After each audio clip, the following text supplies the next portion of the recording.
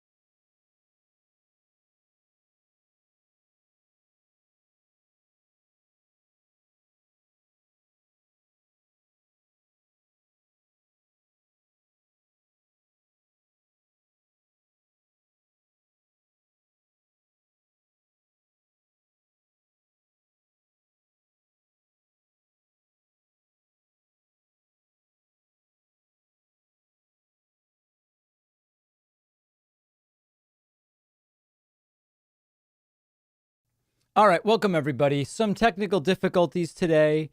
Oh no, am I on?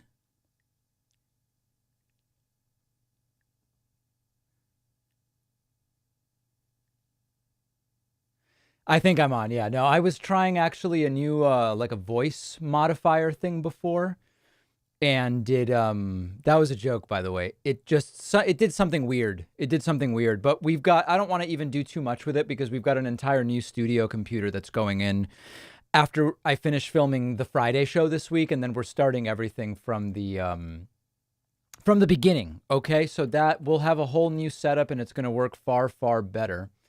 I did just very briefly, I messed around with some of the other soundboard drops that I have on my new Stream Deck. So just to show you what we now have, and I'm just testing how it works. We obviously, there's going to be much more extensive work done with it, but we've got YMCA. Okay, so at any point that could be dropped in. We've got 3 Trump fraud drops.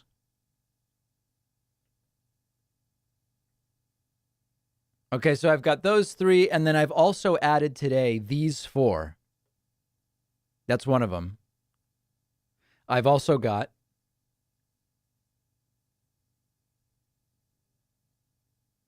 Wait, you guys can't hear the drops?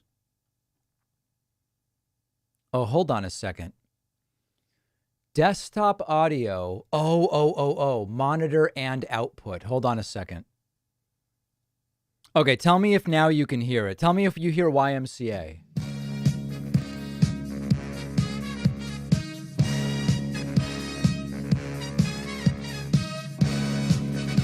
You got it. Okay, good. All right, so we've got the following ones. Fraud. It's a fraud. So those we had from yesterday. And then here are the new ones. Dumps. We got that one? They call them dumps. Okay. Big, massive dumps. And then? Congratulations, sir. You just won the election. Okay. So anyway, we'll continue to build this up. And if people want me to add things, I'm glad to do it. But we're just starting to drop that stuff in, okay? Big, massive dumps. Exactly. So that's working well. Why are we here today? I often ask myself the same question. Joe Biden is set to make some big announcements about gun crime prevention and gun safety regulations. Now, because a Democrat is in the White House, Republicans care about gun violence again. Really, really important to understand.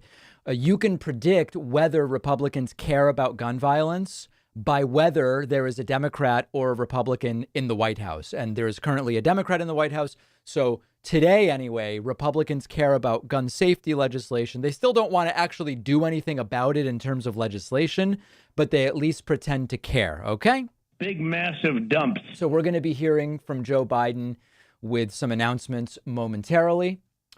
I want to, Pear says via super chat, you're a real pro at this. I know it's, you know what this really is. Fraud. This is a fraudulent stream. I have maybe the ugliest voicemail I've ever received. Is that something people would be interested in hearing about? I'm willing to play it. This is a new caller. We've never heard from them before. They did call without blocking their number, so the FBI already knows exactly who they are. They're going to get a visit shortly, but this is what it is. Listen here, you little fucking Democrat prick. Now, as many of you know, I've never been a Democrat. You're a short little cocksucker. I take turds bigger than you. That sounds more of like a medical issue. That's for a medical show, not this one. Had the best president in fucking Washington since Reagan, which was a Republican and a B actor. But those were the best two presidents ever. You're a little short little fucking cunt that probably didn't make it through fucking high school. That's right. I have no college degree, no high school degree. Yeah, you've identified that exactly. Well, maybe you got a community college, took voice lessons or something. I did. I have a partial degree from community college just for microphone speech. Speak into a fucking microphone. But nevertheless, you're just a little stupid little cunt. Right. Don't you know that socialism killed every fucking country I'm not a socialist. I don't know why people call me up and complain about socialism. I'm not a socialist. it's ever been implemented in, and that's what the Democrats are pushing. What you think? There's also, I can't think of too many Democrats that are actual socialists. Because maybe you got some family money or something, you're going to be okay. When this fucking country gets crashed, there's no other free place to run, you stupid little fucker. Why don't you just fuck off, go and fucking hang yourself, or crawl under a fucking rock and stay there, you little bitch. Dear God. What a little asshole. Call a socialist to complain about socialism. Don't call me. Okay. Anyway, so that person's done, and the call was forwarded to authorities, and we will follow up as to what happens there. I want to say thank you to Pizza Man DRC, A Little Punch Drunk, Polo Dal, Sweaty Taco, all of whom have signed up via via Twitch and Twitch Prime and associated Twitch elements. You are new members 1, 2, 3, and 4, which we want to put up on our screen. There we go. New members 1, 2, 3, and 4. Also want to say thank you to Gary Sluder, who just signed up on my website, joinpacman.com. Remember that you can use the coupon code celebrating the big news this week. The coupon code Cold Feet Crowder, all one word, all lowercase, will get you a massive, massive discount. Big, massive dumps. And that will, it'll just save you such an amount I can't even say. Congratulations, sir. You just won the election. And that can be used, Cold Feet Crowder, all one word, all lowercase. A few other super chats. Edgar points out accurately, you never had audio issues until Biden took power. I know. I'm starting to think it may be that the Biden stuff is responsible for the audio issues. The Family says, David, do you have 2 books you would recommend, any genre you found interesting lately? Sure. I'm reading Infinite Jest by David Foster Wallace right now. Enjoying it very much. Also reading Nick Bilton's book on the genesis of Twitter, or as Bernie says, Twitter. And also quite interesting to see what was going on behind the scenes at Twitter early on. Just 2 books I'm reading right now. What do you think about DeSantis' executive order to teach the evils of communism? That'll be on tomorrow's show. I flagged that story for tomorrow's show. I Am Mikey says you got to add China and stand back and stand by. Yes, if someone can isolate and send me nice, clean drops of Trump saying China in the funniest way, as well as stand back and stand by, I will add them to the soundboard. I could even do it. If someone does it now, I could even add them during the stream. And that would be super interesting. Let's see what else we've got. Thank you for doing everything you do, David. Out of curiosity, have you taken a political compass test? I've done it so many times, but I'm glad you mentioned that. I'm going to take a test right now. And from what I'm being told, doctors depending on how I do, will be shocked by what I do with this test. Okay. You know, people often write to me and they say, sir, you were not, they say the following. Congratulations, sir. You just won the election. And I say, I didn't even know I was in the running. So I really appreciate that. No, but people say, David, where are you on the populism scale? Because I have said before, I am not one of these populists, left or right, as has become popular now. But what I do have here is the Guardian's How Populist Are You quiz. If you want to take this along with me, you can, I guess, search on Google, Guardian, How Populist Are You? And my prediction is this is the scale of populism. So you've got at the top, the populist left and right, and at the bottom, the non-populist left and non-populist right. I actually don't think this is really like, I would sort of scale this a little bit differently. My guess is that I would be to the left of Obama and Macron. So like if you draw a vertical line here, I'm guessing I'm going to end up to the left of Obama and Macron, but lower on the populism scale than these people. That's my guess.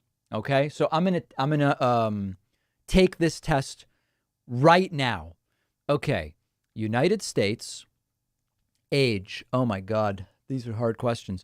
Gender. All right, let's continue. Politicians should always listen closely to the problems of the people. So always for me is complex. I wouldn't say always, but generally speaking, politicians should reflect the problems of the people. So I'm between agree and tend to agree. I guess I would say I agree with that. Politicians don't have to spend time among ordinary people to do a good job. So I don't think it's mandatory that politicians spend time among ordinary people to do a good job. I don't think it's necessary. I also don't think it's sufficient, but I think it's a good thing. So I'm going to say I tend to agree. The government is pretty much run by a few big interests looking out for themselves. You know, it depends on whether you mean at the federal level, at the state level, or at the local level. I'm going to assume it means overall. It doesn't say federal government, and this is also the Guardian, so I'm going to interpret this as just generally. So I'm going to say I tend to agree. Government officials use their power to try to improve people's lives. Again, it depends on what government you're talking about. Federal, state, local. I tend to agree that most people who get into elected office do it to try to improve people's lives. I think many of them fail. So I'm going to go with tend to agree. You can tell if a person is good or bad if you know their politics. I think that to a degree that's true. If someone tells you my politics are white nationalism, a neo-Nazi, whatever, I am unlikely to eventually find out if I spend more time with that person that that's what I would consider a good person. Now, the concept of good and bad people is flawed to a degree. So I don't think strongly agree makes sense. I would say I tend to agree with this. The people I disagree with politically are not evil. Some, again, concept of good and evil, sort of a black and white term. I don't know if I tend to see the world in this way, but accepting the question as asked, most of the people I disagree with politically are not evil. I've met some that are. So I'm going to say tend to agree. The power of a few, these questions are kind of vague. The power of a few special interests prevents our country from making progress. I am not as on board with that as many populists are. I tend to agree, but I don't agree or strongly agree. A lot of important information is deliberately concealed from the public out of self-interest. Man, these are really vague. Whose self-interest? I would say, I don't know that I know that for sure. I guess I'll go with tend to agree. Patriotism. Oof. So patriotism as defined by the right, I very much disapprove of. There is a version of patriotism that's okay. The problem is it's been perverted, so it's really all an interpretation. I'm going to say neither approve nor disapprove. Nationalism I disapprove of. Free market. So with the free market, I'm fine with the free market allocating resources in most areas, but not all. Healthcare, education, to a degree, housing. So I tend to approve of the free market when it's actually a free market, but not in all cases. So I guess I'll go with tend to approve. Free trade, it's similar. Again, it's like when, first of all, is it actually free trade? Oftentimes people say free trade, they mean something else. And not in all cases. So I tend to approve, but I'm not like a big free trade guy. Renewable energy, strongly approve. Pollution control, strongly approve. Conservatism, strongly disapprove. Church authority, strongly disapprove. Left-wing people, okay. I'm on the left. I think there are some perversions of the left. Authoritarianism as a problem on the left. Some of this kind of like extreme intersectionality that often ends up being anti-Semitic or counterproductive. So I would say I approve of left-wing people. I tend to approve of left-wing people. Yeah. Socialism. Okay. I am not a socialist. I don't believe socialism is evil. I don't, I just am not a socialist. So I guess I would say I disapprove, but not strongly. Gay marriage, strongly approve. And adoption by homosexuals, strongly approve. All right, let's see where I am. Where is David Pakman? Wow, exactly what I predicted. So my thought was when I looked at this that I would be to the left of Barack Obama, but less populist than people like Bernie and AMLO. Exactly right. So I think that this is useful in the following sense. Oftentimes, people don't know their own politics. I've met so many people who say, I'm a Republican. I'm just a Republican. I say, really, what's your view on taxes? What's your view on this? What's your view on that? And they have no policies aligned with Republicans. And then they say, I guess I'm not a Republican. I am reassured. I've reassured myself, right, that my thought was when I looked at this, I'm going to be to the left of Obama, but also lower on the populism scale. So the axes here are higher is more populist and left is more left. And that's exactly where I came in. I figured I would be to the left and lower. Okay, that's where I was. So if you want to find this, this is the Guardian's How Populist Are You quiz. Okay, so we've got that out of the way. That might be a good clip. I want to say a huge thank you to Logan Harriman. Logan Harriman just signed up on my website with the coupon code Cold Feet Crowder. I really appreciate that, Logan. Your new member number 6 today. I also want to say thank you to Political Puppy for the Twitch sub, A Little Punch Drunk for the Twitch gift, It's Future Man, and No Job Sully for the Twitch subs. That is, those are number 7, 8, 9, and 10. And yes, we're celebrating the big Sam Cedar events of the week with a coupon code Cold Feet Crowder. It saves you a huge amount, huge amount. Let's see. Pepe Xanadu. I guess I missed a message from Pepe Xanadu. Are you and Pat friends and besties? Pat has his own social circle and I have my own social circle. Can you do a segment explaining the difference between the PRO Act and AB5 and misinformation? Yes, probably tomorrow. What's the update on the Delta variant in America? Big update on that on yesterday's show. Check that out. What's the news about Ivanka abandoning Trump? I will cover that on tomorrow's program. All right. Oh, by the way, speaking of illegal discounts, this is a really funny image from a user Independent NN on the subreddit. I love this. This is me in the white Bronco of O.J. Simpson fame. See, if you zoom in really close, that's me right there. And I'm driving around and evading police. Whoop, hold on a second. How can I zoom out here? Here we go. I've got LAPD, California Highway Patrol is all over me on this one, just completely all over me. But I am just spreading the coupon code as far and wide as I can. Nice image. I like that one. That's a good one. Appreciate that. Let me see. Oh, also thanks to Marcus Lopez for signing up with the coupon code Cold Feet Crowder at joinpacman.com. Very much appreciate all of that support.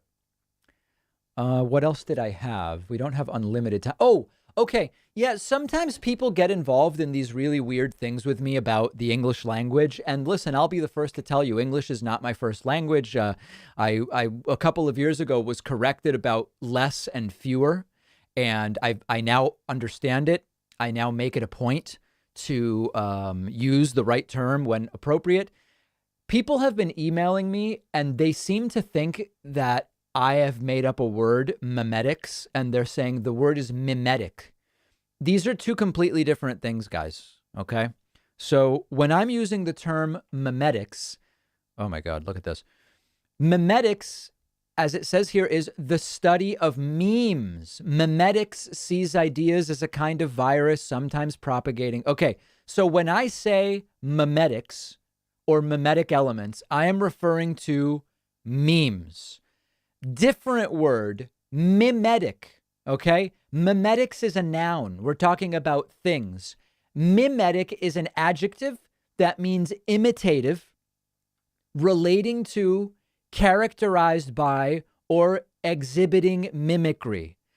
When I say mimetics and you email me telling me the word is mimetic and it means something different, you are wrong, okay? You are simply wrong. It's a fraud. Please stop the emails. Fraud. No more. No more, okay? I am much more interested, by the way, in mimetics than mimetic stuff. No more emails, please. No more emails. Okay. I'm getting to most of my material. Okay, all right. And then the other thing I wanted to look at, so we did populism quiz. I'm probably going to cover this more on the program tomorrow. But there is this crazy thread from Gabriella Border, who is a Reuters reporter. This is from an event yesterday in Ashburn, Virginia. Parents protesting critical race theory. My guess is very few of these people know what critical race theory is, but let's listen a little bit. About. All they keep doing is changing the narrative. Critical race theory is culturally responsive framework, culturally responsive teaching. It's all just Trojan horses. Inequity and diversity and inclusion. Come on. One thing after another, after another, after another. All right. So not making a lot of sense. Break in the critical race theory protest speaker lineup for the anthem.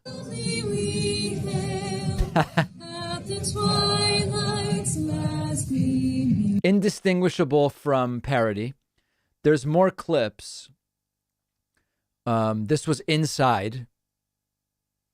Update. Former Virginia State Senator Dick Black, is that even real? Spoke out against critical race theory, and the crowd couldn't stay silent. Disgusted by your bigotry and your depravity.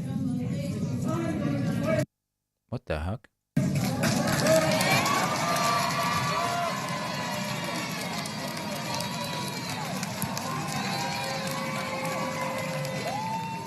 Isn't this just the worst?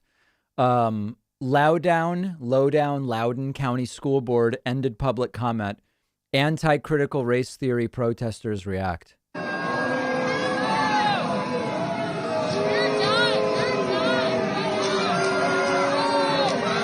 Okay. Parents protesting against critical race theory broke into the national anthem again when they ended public comment.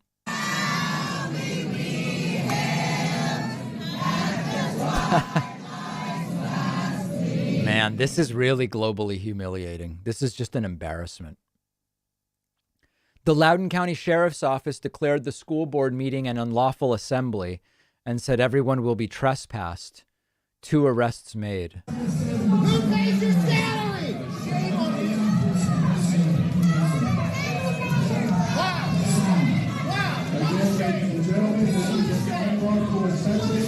The prospects in this country are really, really dim.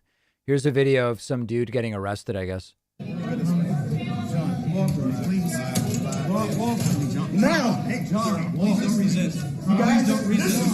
This is an unlawful arrest. I have a First Amendment right. Listen. You do, right? You're right. Okay, thank you. Here's someone speaking rationally. Listen to me.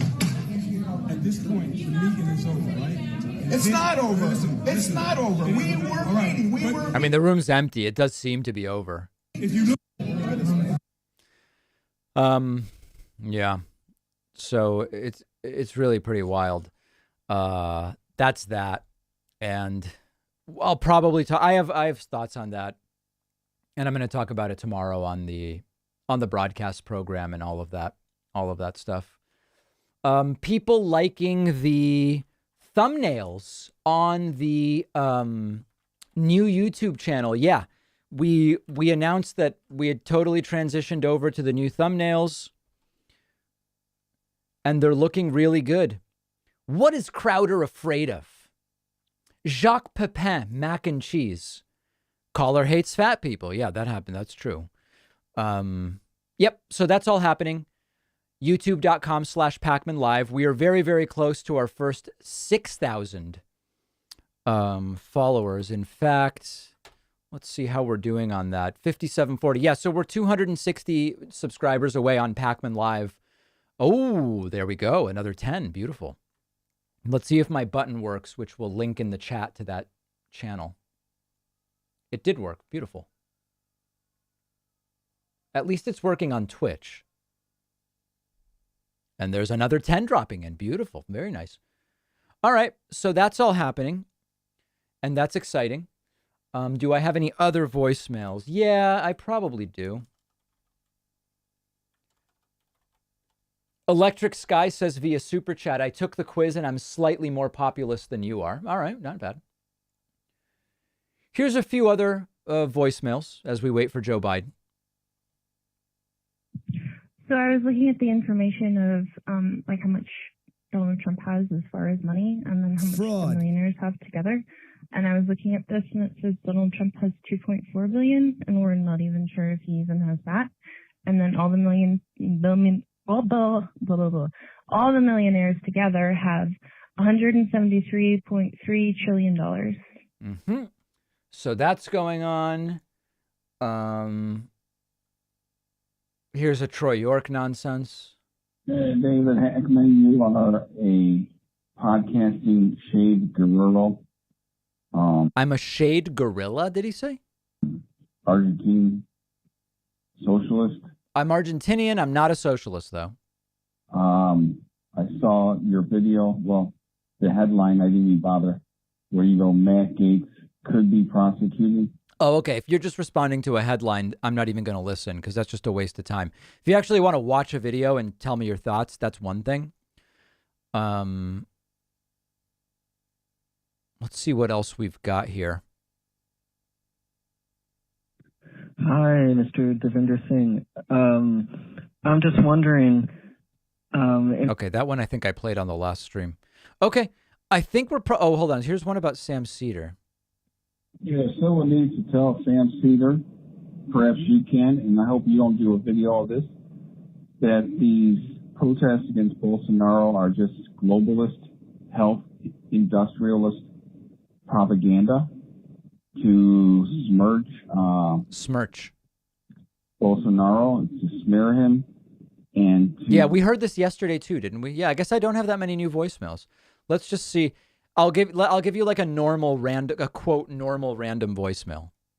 Hey David, this is Dave in California. I hear former President Trump is going to Mexico, which has now having Vice President Harris go to Mexico before he gets there on Friday. What is Trump hoping to gain?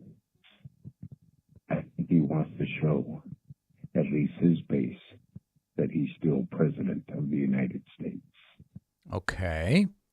And then here's another one. Hey, David, what's going on? So a thought occurred to me recently, now that all this information is coming out about what was really going on behind the scenes with Trump and everything. I've always been very anti-war. I've always been working class uprisings and everything like that. What do you? I cannot believe that apparently it's been the generals. So this goes on for 3 minutes, and that's why it never makes it onto the show, because it's when do I play a 3-minute voicemail? The odds of you getting a voicemail on the show, like the broadcast show, the podcast, the radio show, that type of thing, it goes up tenfold, probably 100-fold if your voicemail is under a minute. There's people who do a full 3 minutes and then do another 3 minutes. It's like, dude, it's not getting on. It's not getting on. All right. Nicholas says I sent over clips for Stream Deck info email. Yeah, let's try these. So we've got a China 1 and China 2. Let's see. I'm going to drag these into my Stream Deck. Let's see if we can do it. China 1 and China 2. Let's see. China all the time. China.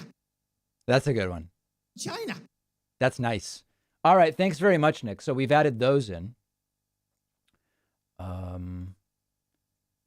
Beautifully done. China all the time. China. Yeah, that's what it is. Okay, good. Appreciate that. Do you fill out a t-shirt or do you swim in it, hun? Okay. John says, which cryptocurrencies are you invested in, David? Bitcoin and Ethereum. And then I've got a bunch of Dogecoin from a long time ago. And I know it's down. I don't care. I'm just holding it. I'm holding it all. I've already sold enough of the Ethereum and the Bitcoin that I'm up multiple times on the initial investment. I know it might all go to zero. I'm just holding it, and we'll see what happens. Not hugely worried about it. Very good. Tell my mom to get back to work, says Zach. Okay, Zach's mom, please go to work. RB Empathy says, I vote liberal, support gun rights for hunting and protection, but believe in gun control on weapons that serve no purpose beyond mass killing. That's most of my gun-owning liberal friends. Yeah, not a big shocker.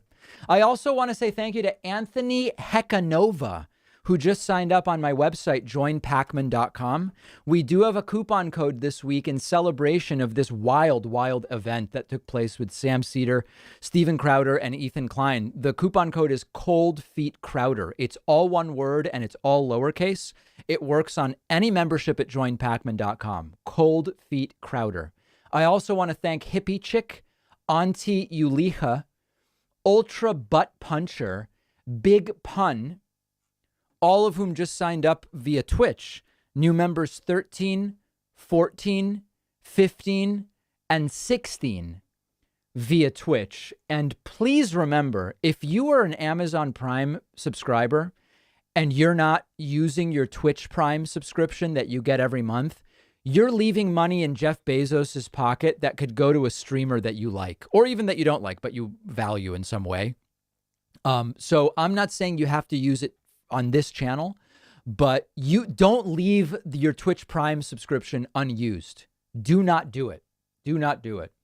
Joseph Gundel says, big fan, David, thanks. Arnold says, your shirtless pics on Instagram are inspiring. Hashtag ripped. I know. I have so many shirtless pictures on my Instagram. People should definitely be on there. Derek Leland says, check out the Vic Berger DeSantis Trump video. I would check that out. Vic Berger DeSantis Trump. June 13th. Is this the right video? Let's see if this is it as we stand by for Joe Biden. Let's take a look at this video. Our most valuable player, MVP governor for conservatives, Ron DeSantis of Florida, talking about the press and fake news, okay? I don't trust the premise of the question, but yes, I would like to see some validity to what they're saying before I indulge the premise. Thing that showed that their narrative was a piece of horse manure. It's so insulting when they write phony stories that they know are fake news. Because they're not insulting me, they're insulting everybody. These incredible people that have worked so hard, so long, that are thinking about nothing other than this invisible enemy. Our peak hospitalized census for COVID patients was about 9,600 over the summer. And it shows you how dishonest, these are smear merchants. Sick people, and they put that crap together. So that's why nobody trusts corporate media. Would anybody like a pen? Would anybody like a pen?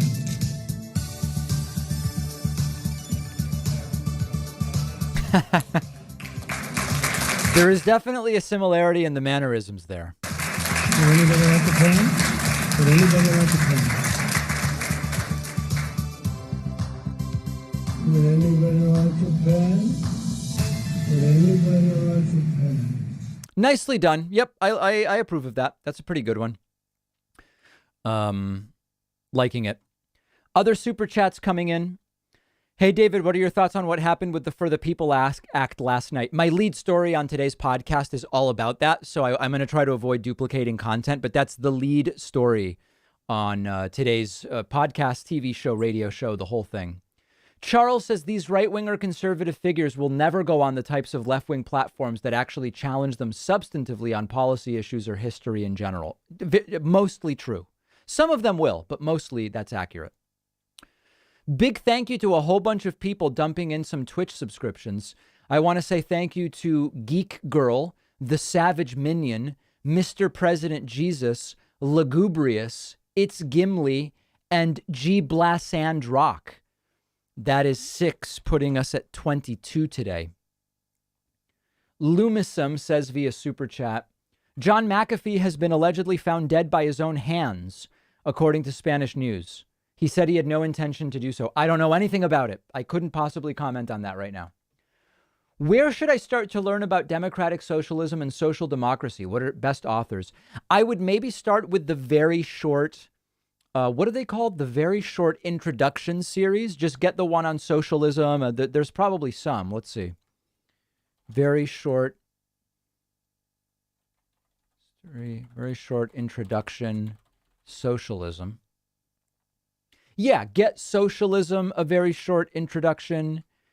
Get, maybe there's some others. And then look at the sources for that little book. And then go and get yourself some of those books. That's often a good idea. David Newton says, emailed 8 more Trump China clips. Uh-oh. Let's see what else we've got. Let's see if I can make any use of these. We're going to, on the fly, add some clips here. 8 clips. It looks like there's only 2. Yeah, I'm only seeing 2, but I'll drop them in and we'll see what we get. Hold on. Let me go into my drops. This is all going to have to get reorganized. Let's see. China. It's not racist at all. No, not at all. I think that would be good, like maybe during a rally where, you know, that Sheriff Clark comes up and says horrible things, and then we drop in. It's not racist at all. No, not at all. Okay, appreciate that. Thank you.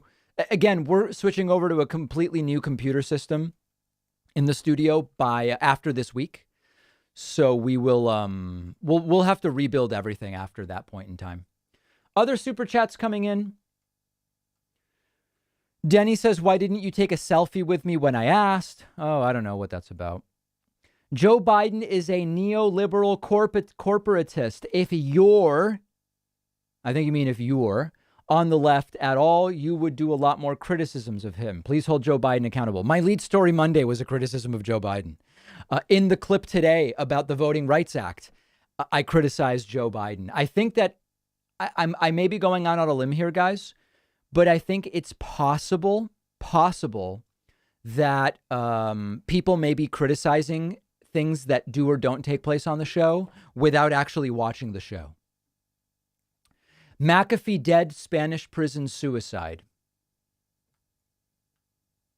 I guess it's true. I guess it is true. He did say, if I recall correctly, that he did not plan to kill himself. But maybe he did, and he said it. Let's see here. John McAfee. 2 hours ago, his extradition was approved, and now he has been found dead in a Spanish prison.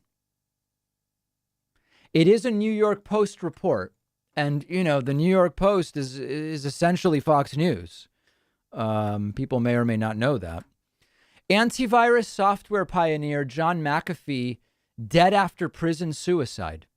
Antivirus software tycoon John McAfee died by an apparent suicide in a Spanish jail cell Wednesday evening, hours after reports surfaced that he would be extradited to face federal charges in the U.S., according to local media. The eccentric tech entrepreneur was arrested in October and was awaiting extradition when he was found dead. Police sources told the newspaper El País, that's the Spanish newspaper. The newspaper reported McAfee was pulled from his cell in Barcelona, and police are investigating the circumstances around his death. McAfee was hit with a 10-count indictment. Earlier on Wednesday, the Spanish High Court had agreed to extradite McAfee, who has been charged with a number of federal financial crimes in 2 districts in the United States. Also charged in a separate indictment in Manhattan federal court in March for a pump and dump scheme involving cryptos. That is everything that is known so far. Daily Beast, I'm told, also has it. Let's see here. McAfee dead in Spanish prison. Now, do they just quote the New York Post? No. Spanish newspaper El Mundo. Let's take a look at that. Oh, no. I guess I got to accept ads here. Ads and cookies. Everything points to what could be treated as a death by suicide. Prison authorities assure us. Prison authorities have confirmed that the American magnate John McAfee, creator of the famous antivirus of his own name, has been found dead in his cell, which he occupied in the first module of the Centro Penitenciario de Bryan's Dos. He was 75 years old. This morning, the Audiencia Nacional finally gave the go-ahead to extradite McAfee to the United States. Wow. That is, listen, I think he had recently said he was not going to be killing himself, but he did not strike me as a guy that was well. So I don't know what to make of it. But it is something certainly we will be looking into. Matty Sancho says, please play the song Nobody Cool Likes Tucker Carlson by... Okay, yeah, we're not going to do that right now, but maybe at another point. KRTD, hold corporate Dems as accountable as Republicans. Smearman says, running is doing nothing for your bicep girth. Wow. Jacob Ratner says, sir, have you heard... Hold on. Oh, sir.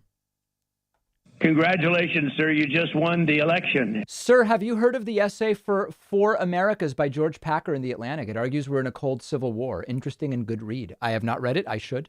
I will. Why are you afraid to support Assange? I really don't think about Julian Assange. Bikwa says, lib left on the political compass, also a gun owner. I think that the mass shootings we have are a symptom of a cultural sickness. I agree with you. But that doesn't mean we do nothing about gun safety regulations. The U.S. has a gun culture problem, but we also have a gun availability problem, and we also have a gun regulation problem. I am completely on board that if we didn't have all of those things, we wouldn't need more regulations, but we do, and we're not going to fix the cultural problem. Too many people in the United States see guns as a way to solve interpersonal problems, political problems, social problems, cultural problems. That's the reality. And there's no changing that quickly. And so more things need to be done as we stand by here for Joe Biden's announcement on gun safety. We have an idiocy problem. We really do. There's no other way to say it. I want to say thanks to a couple other Twitch subscribers. Chuck Makes It. Oh, just Chuck. Okay, thank you. Appreciate that, Chuck. Thank you very much. Chuck Makes It has subscribed for 6 months via Twitch. Oh, hold on. I missed one. Crazy Nate says, hey, David, I recently bought a Helix mattress with a coupon code Pacman. I love my Helix mattress. Have never slept so good. It must be so well, right? Never slept so well until I got it. Seriously. That's great to hear, though. Ryan says, I was in San Pedro, Belize, and the locals there shared a lot of insane stories about McAfee. There they pronounce his name McAfee. McAfee. I like that. Was Tucker Carlson another version of Deep Throat? In some strange sense, I guess. In some strange sense, I guess. I also want to say thanks to Mutiny, who has just subscribed via Twitch and is new member number 24 today. Very much appreciate that. Let me grab a couple other clips here that I wanted to play for you. Let me just find my folder. I apologize. I should have been more prepared. Hold on a second. I did want to pull up the Tucker thing just reminded me. Wait, where is the Tucker clip? Oh, yeah. This is really weird. Tucker Carlson was talking about something in Don Lemon's kitchen. I haven't seen this. I wanted to see what this was about. Seems very weird. My ad blocker seems to just, it's like, oh, here we go. Mr. Don Lemon is a cable news host on our competitor over at CNN, and most of the time he talks about cable news host type things, what the Royals are up to, how a commercial airliner might have flown into a black hole, you know, the news. Is that really what Don Lemon's show is? I mean, I don't really watch any of this stuff, but is that actually what Don Lemon talks about? It seems unlikely. But Don Lemon is, most importantly, more than that. Don Lemon's a civil rights leader.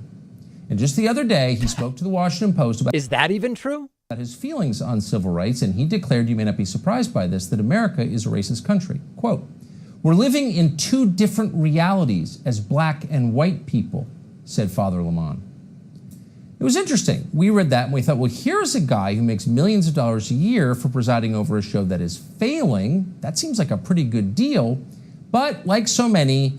Hasn't Tucker lost so many advertisers that Fox is out of pocket on his show? Like, isn't Tucker's show losing money, but it's good for Fox because he has ratings, but they don't have advertisers? Lemon is also a victim, a successful victim.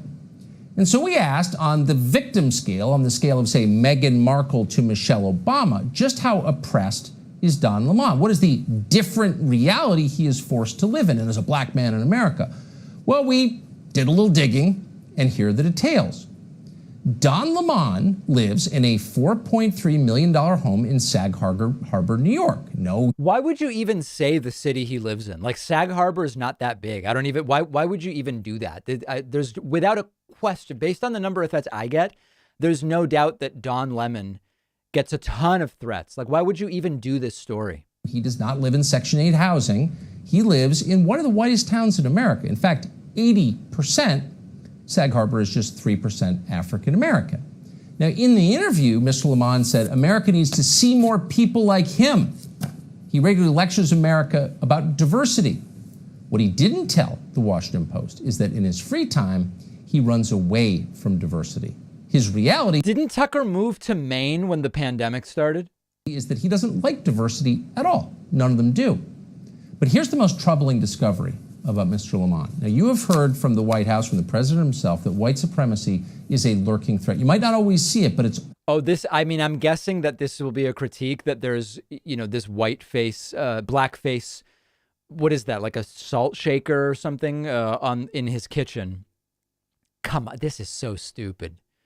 I mean, it's, I do think that it would be different for a white person to have that in their kitchen than a black person.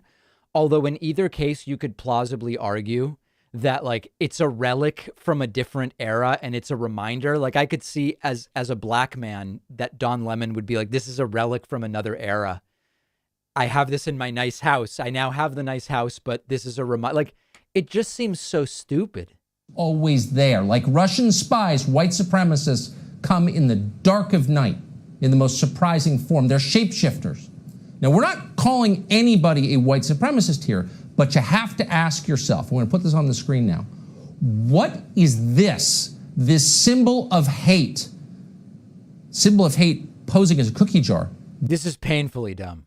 Doing in Don Lemon's kitchen. Do you see that?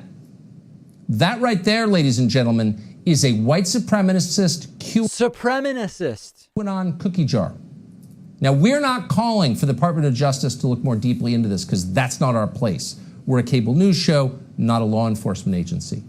But let's just put it this way. If you find yourself with a blackface cookie jar in your own kitchen, it's time to reflect. That means you, Don Lemon. Hey, Sean Hannity. That's really, really dumb. I mean, painfully stupid. I guess it's a cookie jar. Okay, fine. But that is really, really dumb. I don't even feel the need to say much. It's not. Yeah, it wasn't exactly a slam dunk attack on Don Lemon. Bizarre. Mikey sent a message via Super Chat, but then retracted it. Issued a retraction or a traction, as some may say. Oh, now somebody sent me the stand back and stand by clip. Let me see if I can get that loaded up. Oh no, but you sent me a video clip. I need an audio clip. Yeah, you sent an MP4. Needs to be an audio clip, all right? Otherwise, I mean, they're audio drops. China. It's not racist at all. No, not at all. Right. It's got to be audio, my friends. Audio. Is Tucker Carlson mispronouncing Don's name a dog whistle? No, it's not. I think he's just making fun of him. That Ryan dude says, at times I envy the right-wingers making so much money to get on TV and say nothing of substance. Seems like a good gig if you can get it, certainly. I wouldn't deny that. Oh, you can rename an MP4 to an MP3. Is that true? I did not know that. Let's see if we can try that. Rename an MP4 to an MP3. And then we will add it. Let's see if that works. Stand back and stand by. It worked. Beautiful. Beautiful. I love the assist. That's a great clip. What is playing right now? Stand back and stand by. The clip is 50 seconds long for some reason, even though I think that's the only thing that's on it. Did renaming it add 40 seconds of silence or something? I hope not. Stand back and stand by. Okay. I guess I have to manually stop it, but that's okay. That's okay. Still like it.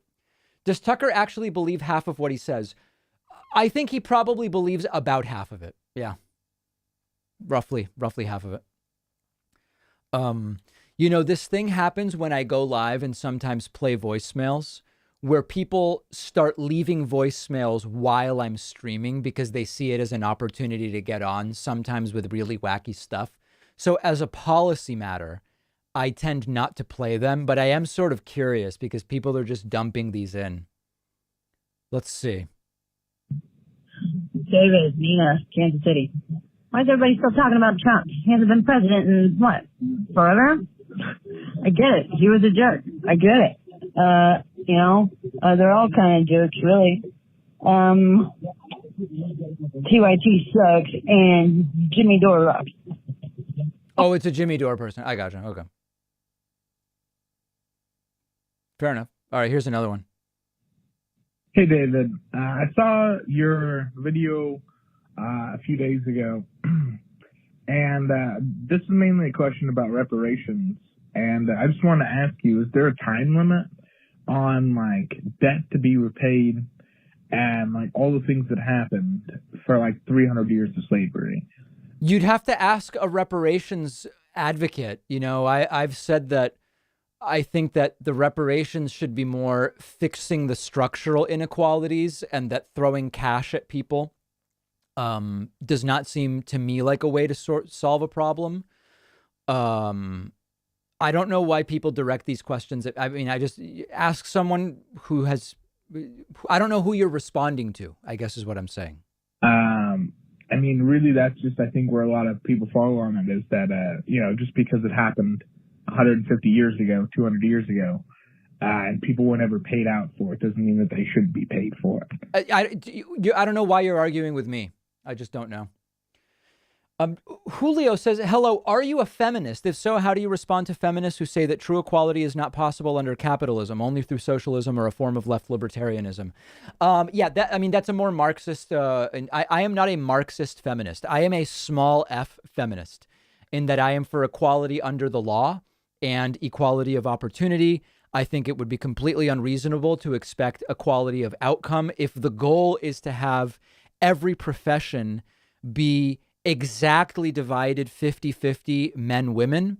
I think that that's unreasonable. I think that you can only do that through an extremely authoritarian imposition that makes no sense whatsoever. So I'm a small f feminist, and I am not a Marxist.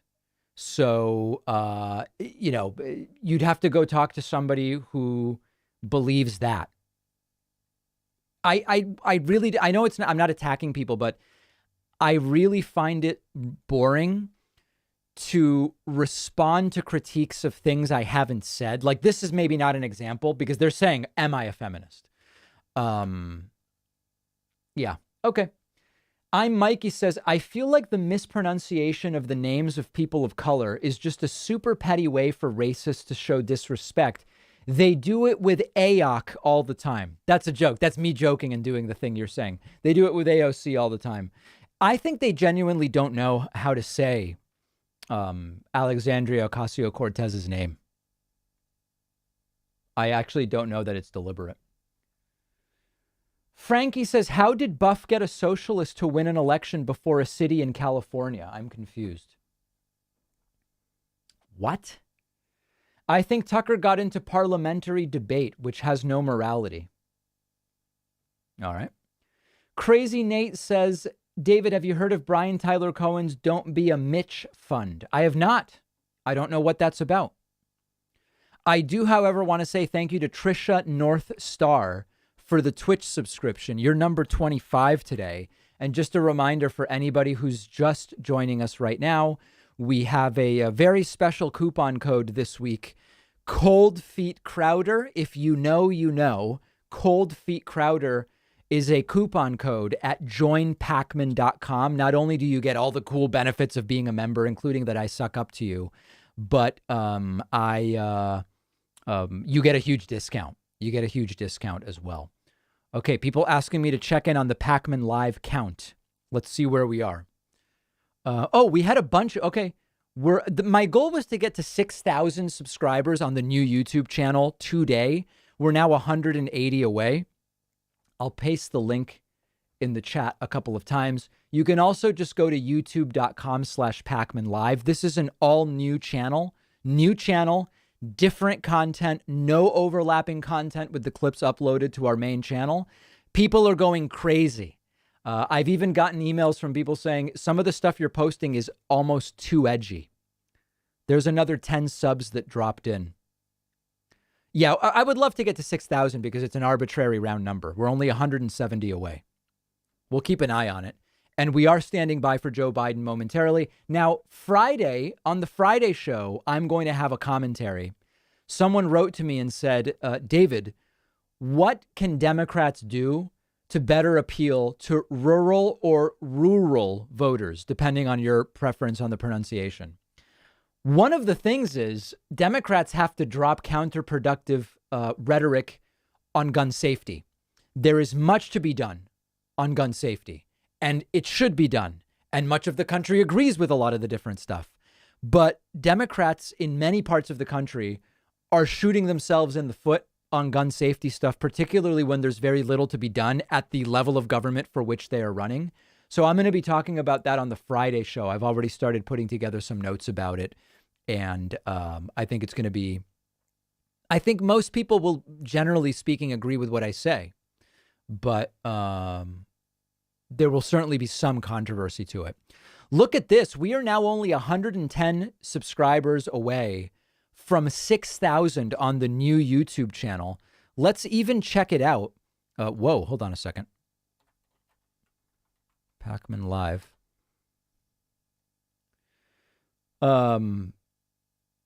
Caller hates fat people is a clip that's generating a lot of comments. And it is a pretty aggressive caller. What is Crowder afraid of? This is a review from yesterday. Wow, we're really turning this stuff around quickly. We're doing a hell of a job here. Good. Okay. But yeah, so that's the new channel.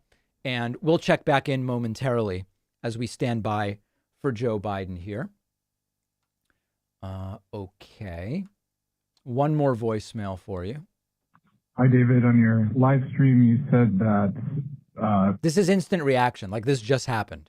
Tucker Carlson calling Don Lemon Don Lemon is not a dog whistle. It's just he's making fun of him in some way, but it's not a dog whistle. I'm not sure what you mean by dog whistle. I guess racist dog whistle is the way I'm interpreting it. And if I interpret it as that, I completely disagree. This is just like what they're doing with Kamala Harris, calling her Kamala, because they're trying to make these people look other. They're trying to make them look foreign and exotic. I think that there are some people who deliberately mispronounce Kamala Harris's name, but I think there's some who just don't care enough to know what it really is. Now, you could argue that it's just thinly veiled racism as opposed to overt racism. Like, I get that. But I think that you're overstating the intelligence of a lot of right wingers. And we learned we shouldn't do that. And like in 2016, we learned that that's not something to be done. It's certainly disrespectful, whether it's racist or thinly veiled racist or just kind of ignorant. I think it varies depending on who you're talking about. I want to say thank you to Stratomaniac as well as Elion113, who just signed up via Twitch and are new members 26 and 27 today. Very much appreciate that. And I see one message from someone saying the coupon code Cold Feet Crowder isn't working. You're typing it with spaces in the chat. If you're typing it with spaces on my website, it won't work because it is all one word, all together. You got to run it all together. No spaces. One word, Cold Feet Crowder. It must be that way. Okay. People asking for another Tucker clip. Actually, and then also people asking for a Shapiro clip. Let's look at a Shapiro clip because we've not done that for a really long time. Let's take a look at what he's got. Whoa. Let me see here. The Washington. Oh, hold on. All right, let's see what Ben Shapiro. I haven't seen a Shapiro clip for a long time. See what we got here. I'm preparing for it. Mr. Don Lemon is a cable news. We just watched this. That's weird. Oh, I guess I copied the wrong clip. Hold on a second. Let me find the right clip. Ben Shapiro. This one. All right. This one. This one. Let's see what he did on his show today. Curious what's going on that show.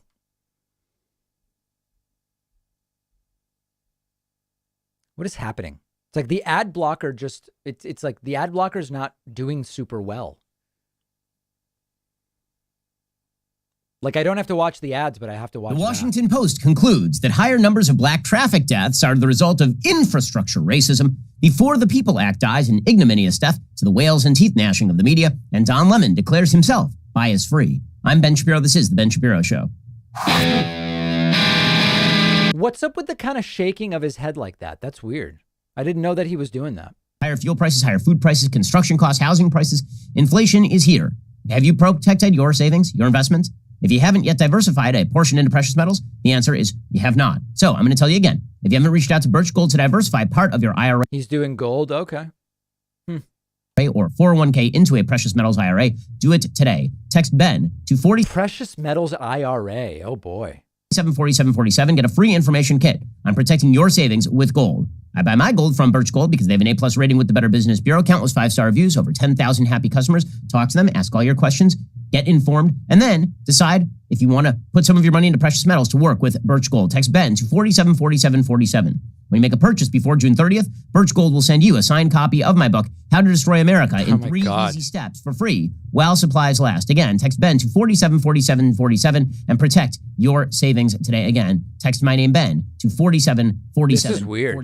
Alrighty, we're going to get to the Washington Post bizarrest racial take of the day. And there is one pretty much every day. First, I got to give you the update on what just happened in the New York City mayoral primary. So there is a Republican side of the aisle where Curtis Sliwa just won the Republican nomination. But let's be real about this. Whoever wins the Democratic nomination in the city of New York is going to end up as mayor of New York. Because New York has now engaged in what it calls ranked choice of voting. This isn't even that interesting. Like I expected that it was going to be unhinged, but kind of compelling. But I'm finding myself kind of bored by it. That means that you can win the most votes in the first round, but you may not end up as the overall winner. Because let's say that somebody who had 10% loses, and the second choice on that person's ballot was the person who came in second. Well, then the vote shifts to the person who is second. Now, crystal clear. Realistically, this race is pretty much over because the number of ranked choice voting situations in America where somebody has a 10-point lead after the first round, where that person ends up losing, is pretty much zero, according to Harry Enton over at CNN and the New York Times.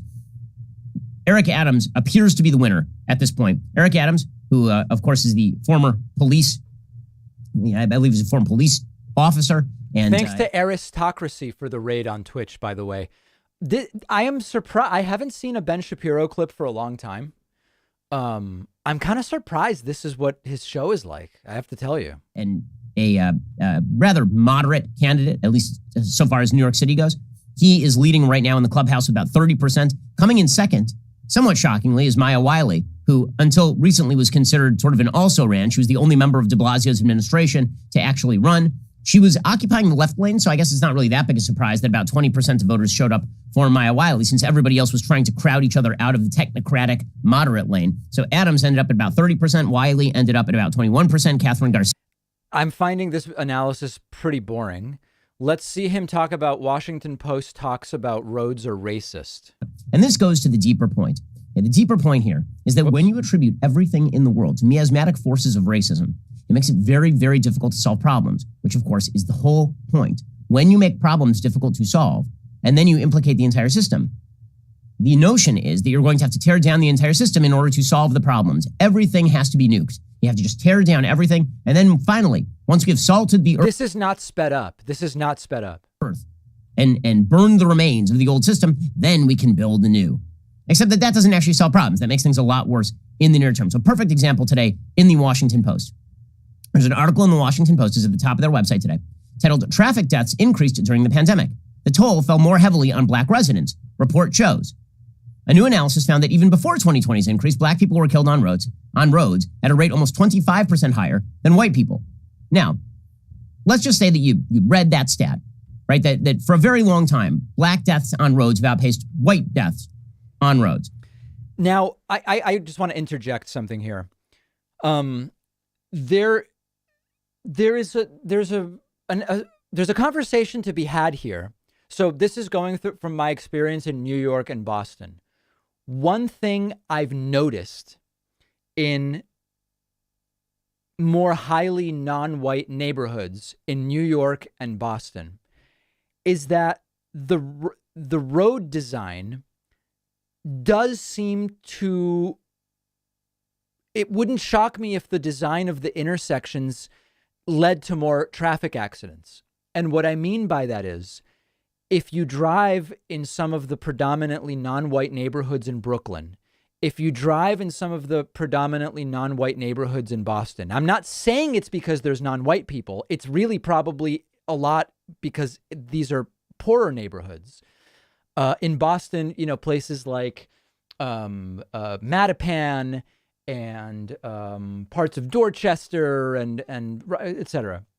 Same thing in certain parts of Brooklyn, like Brownsville, et cetera. You have a lot of intersections where they look like they should be four-way stops, but they're not. But sometimes it's not super clearly marked as to which direction of traffic is supposed to stop. And when I would drive and approach these intersections, I would slow down no matter what because they seemed like the perfect places for somebody who's supposed to stop to just blow by. Counterpoint, a lot of these neighborhoods have intersections that should be four-way stops because you've got parking on both sides, really limited visibility, or there should be a traffic light altogether, and they're not four-way stops. And these seem like dangerous intersections. And this is an anecdotal observation that I identified in both Brooklyn and Boston area neighborhoods. And I would notice it feels as though there's way more situations in these neighborhoods as I drive around where I could get into an accident, where the only real way for me to avoid it is to basically slow to a crawl at every crossing, whether or not there's a stop sign and whether or not there's a traffic light. So even just from hearing the introduction to this story, to caricature it as roads are racist, that seems kind of dumb. But just thinking of my experiences in New York City and Boston, I'm already thinking of some things where if you said to me, could you imagine a way in which the road design leads to more non-white deaths? Yes, I could. And I just explained it. Okay, let's continue. Your first thought might be, who's speeding? Right? I mean, that might be your first thought. That would be a natural thought in the same way. That wasn't my natural thought. That if you read a statistic that said that black people are being murdered at a rate far higher than white people, and we know that the vast majority of murder is intraracial. It is black on black or white on white. But black people are being murdered at a way higher rate. You might think to yourself, well, that's probably the reason is that a lot of black people are murdering a lot of black people. So if you see a stat in which it says that a lot of black people are dying in traffic accidents, you might think to yourself, what is the behavior of the drivers? Right? Because you would think that's literally your first question. Forget about groups. With regard to individuals, right? If you hear that anybody has died of anything, your first question is, what were the circumstances surrounding their death? Right? This is true for anybody's death. If somebody you know dies in a car accident. Yeah, I don't know. I mean, having read a bunch of, there's actually a really interesting book. Let me see. What's the name of the book? There's a really good book about this that I read not that long ago. Hold on. What is the name of this book? It's like is it Wainwright? No, that's Narconomics. There's a book about traffic. Let me see what it is. Tom Vanderbilt, Traffic, Why We Drive the Way We Do and What It Says About Us, which points out, and in fact, I think that this super chat is getting at a lot of the same thing. Applying traffic calming techniques are a relatively newer field in public administration and urban planning.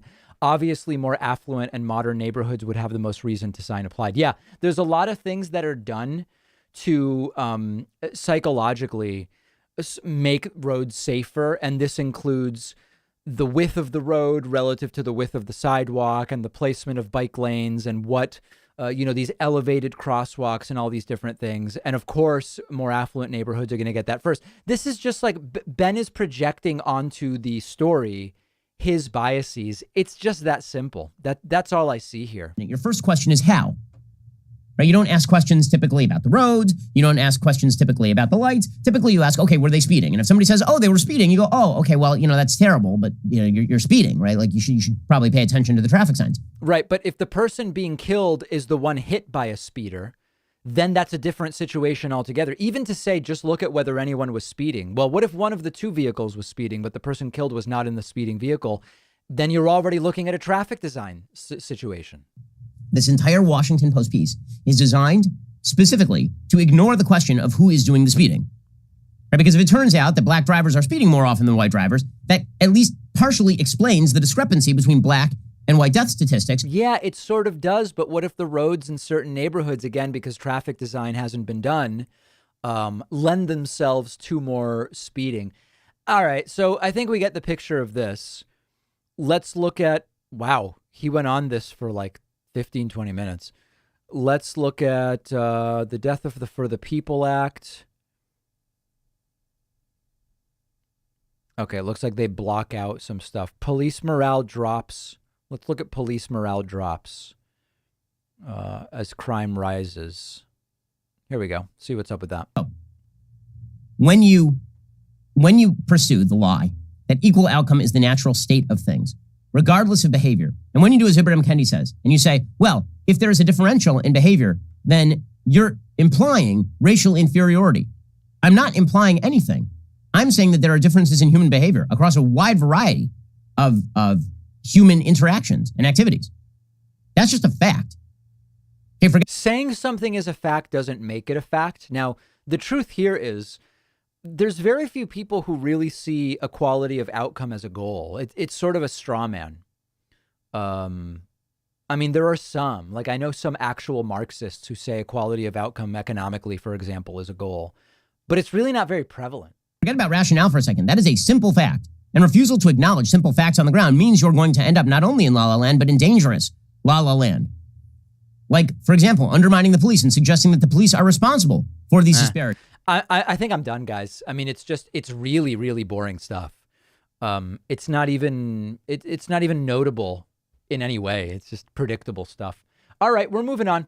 Let me say thank you to Bruce Litvin. Bruce Litvin just did an heroic thing, signing up at joinpacman.com with the coupon code ColdFeetCrowder. David Tryon just signed up at joinpacman.com with the coupon code ColdFeetCrowder. Ken McCourt just signed up on my website with the coupon code ColdFeetCrowder. Very much appreciate that. New members 28, 29, and 30. Let's get back to some of these super chats. Where did I miss these? Here we go. Oh, hold on. No. Is the new YouTube Twitch different from Patreon?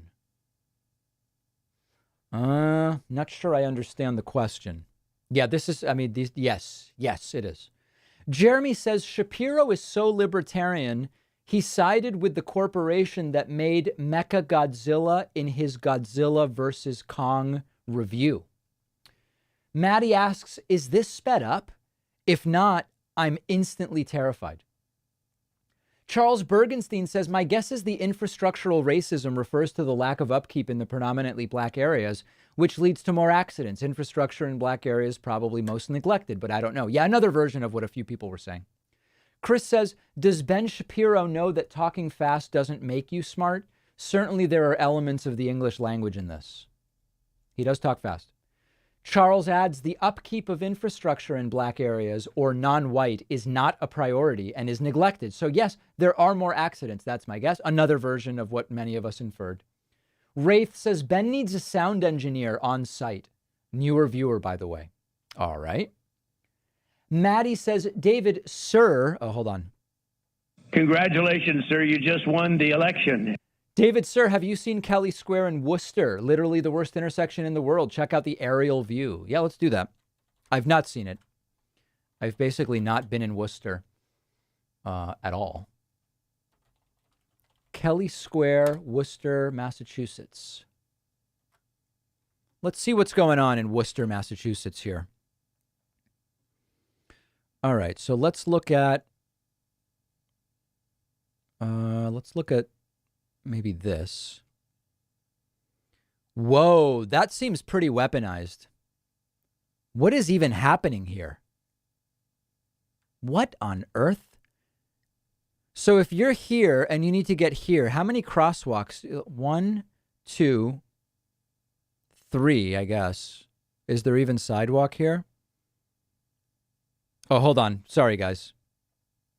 Now I'm realizing people couldn't see everything. Yeah. This is really weird. Let's take a look at what this is like standing here. This is a mess. Oh my God, look at this. And of course, it's persistently under construction, I'm sure. Man, this is really bad. This is Kelly Square in Worcester, Mass. People asked me to look at this. Imagine trying to get over to Subway for a fake tuna melt, and you've got to cross this stuff. And what is this little median in the middle here? Like, is this supposed to eventually be something? It seems this maybe could benefit from a rotary, but I don't even know that you could, that it would make sense. Bizarre. Okay, yeah. Thanks for calling that to my attention. We are standing by here for Joseph R. Biden Jr. Other super chats coming in. Oh, and a big thank you to Alex Trujillo, who just signed up with the coupon code ColdFeetCrowder at joinpacman.com. Also, thanks to Gordon Z. Hall, who just re-upped his Twitch membership and his new member number 32 today. Let me see if I can get to a couple other super chats before Biden. Okay, I already read that one. Ben probably uses auto-tune. That's too fast. Charles says, oh, hold on. Conservatives would just say that it's not the government's job to change driver behavior, but rather a personal responsibility issue. Boom, owned. Yes, exactly. Ashley says, hi, David, big fan, love the show. Your girlfriend is a lucky girl. Wow, that's quite a statement. Pathological Doubt says, sorry, David, but this is a huge blind spot of yours. Equality of outcome absolutely is pervasive sentiment advocated for in academia. I don't even think I agree with that. In my time teaching in college and, attending meetings and just never, ever did I identify that as a goal. I'm not saying it doesn't exist. I just think it's relatively rare. Daniel says, you may have missed my previous message. PSA re-soup. Okay, Daniel R. Regarding skepticism around Stephen's soup mix, important to be vocal, to be a louder, crowder, chowder, powder, doubter. Man, I don't know what any of that is about. Dr. Dan Burrito Man says, Biden has not handled the border well, despite other policies being successful. Could you cover this problem, please, in a detailed video? A big video about the border coming up on tomorrow's show. Taryn says, I have been a longtime fan of your show. Thank you, Taryn. I appreciate that. And Charles says, David, sorry to bombard you with these super chats, but read Color of Law by Richard Rothstein. It's about race-based city planning, among other stuff. Sounds interesting. That sounds like an interesting topic. I'm going to do a little production here behind the scenes. I'm going to email Pat. Hey, would you be able to clip me talking about the McAfee death on stream just now and publish it as a clip to YouTube ASAP called we're producing the YouTube channel clip right now. John McAfee found dead after saying he would not kill himself. I mean, I think that's kind of the natural title for the YouTube channel, the YouTube click, right? All right, we'll get that over to producer Pat. There we go. Okay, good. So we will get that all going at this point in time. I was typing as fast as I was talking. Any thoughts on Irish reunification? Not my area of expertise. No. Important, clam chowder or lobster bisque? Ooh, I'm not a big lobster guy. Like, I would never order a lobster. Just wouldn't do it.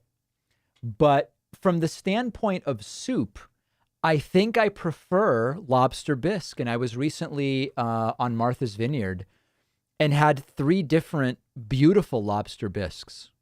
Beautiful lobster bisques. You do need to have, the problem is if you want to do a real lobster bisque, you then need to garnish it with actual pieces of lobster meat. We can't do it the cheap way where it's strictly a bisque. And then you definitely want to drop in some oyster crackers.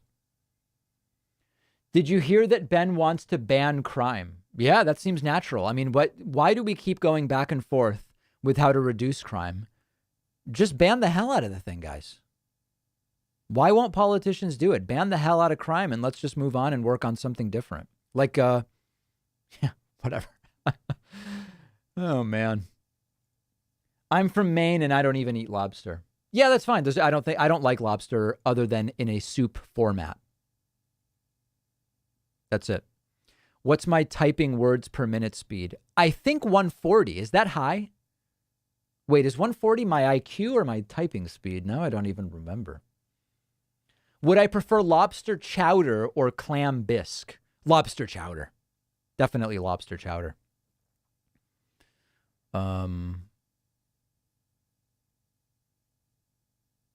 Is 140 high or low for typing? People are saying there's no way I type 140, but they're not saying if that's high or low. 140's fast. Oh, okay. I think I took a test on stream, a typing test, and doctors said, sir, I mean, we can't even believe what you just were able to do. Congratulations, sir. You just won the election. Yeah, they were shocked. Saludos desde Chile. Oh, has anybody been watching Copa America? Argentina, in typical fashion, we sucked out these 1-0 wins where, like, at any time the play was so crappy that it just goes 1-1 and then it's a tie. But I mean, I'm still pleased at the wins. And then we've got Bolivia on Monday, which I'm hoping is going to be a really strong showing. Few other super chats coming in. David, any thoughts on the lack of hazard pay for healthcare workers? I feel it's been neglected in recovery plans. I am in favor of hazard pay for healthcare workers. Sam says, hi, Deepak, finally got a job since the pandemic and I'm pumped. Any advice to get back into it after being home for so many months? I'm a chef. Advice on getting back into what? Back into the job? I mean, I'm not sure I understand. If you mean just being back out in the world, the fact that the vaccines are really, really effective. Have I seen General Mark Milley on CRT? Okay, someone emailed me earlier and said that there was some general on Newsmax and Newsmax cut away when he started talking about Trump winning the election. Is that the General Mark Milley thing? Because I've been trying to find a clip of that and have not found it. Anybody?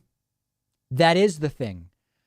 Where can I find a clip of that? Please help me find a clip of the general on Newsmax. If that's what it is.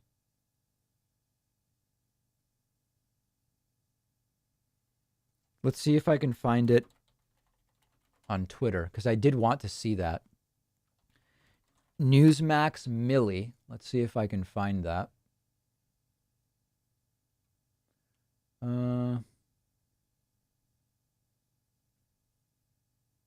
Actually, it's not. This seems like something totally different. No, this is a totally different thing. Oh, hold on. This is a totally different thing. Let's see here. Mr. Chair, and thank you, gentlemen, for joining us today. I know my time is very precious, but I would like to yield some of my time to General Milley because I know that he had some comments that he wanted to make when Representative Gates was talking, as well as Mr. Waltz, about a similar subject of the stand down and race theory. Would you like a minute or so to comment on that? Do you remember what your line of questioning or thought was there? Sure. First of all, on the issue of critical race theory, et cetera. I don't even know why a general is talking about critical race theory, but I'm curious. Obviously, have to get much smarter on whatever the theory is. But I do think it's important, actually, for those of us in uniform to be open-minded and be widely read. And the United States Military Academy is a university. And it is important that we train and we understand. And I want to understand white rage, and I'm white. And I want to understand it. So what is it that caused thousands of people to assault this building and try to overturn the Constitution of the United States of America? What caused that? I want to find that out. I want to maintain an open mind here. And I do want Hey, guys, I'm kind of liking this. I'm kind of liking this a lot. Analyze it. It's important that we understand that because our soldiers, sailors, airmen, Marines, and Guardians, they come from the American people. By the way, Guardians, come on, guys. It's important that the leaders now and in the future do understand it.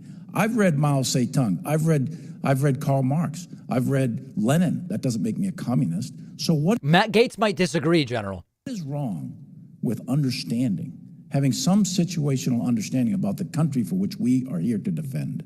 And I personally find it offensive that we are accusing the United States military, our general officers, our commissioned, non-commissioned officers, of being, quote, woke or something else because we're studying some theories that are out there. That was started at Harvard Law School. God, Gates disgusts me. Years ago, and it proposed that there were laws in the United States, antebellum laws prior to the Civil War, that led to a power differential with African Americans that were 3/4 of a human being when this country was formed. And then we had a Civil War and Emancipation Proclamation to change it. And we brought it up to the Civil Rights Act in 1964. It took another 100 years to change that. So look I do want to know. And I respect your service, and you and I are both Green Berets, but I want to know. And it matters. Wait, who's a green? Matt Gaetz is a Green Beret? Could that possibly be true? What?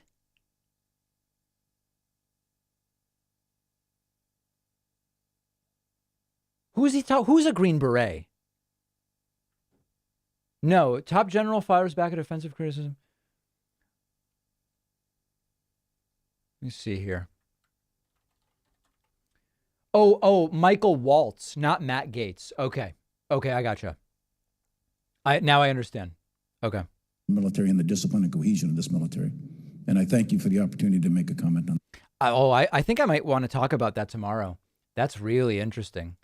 Let me send that to myself under my story folder.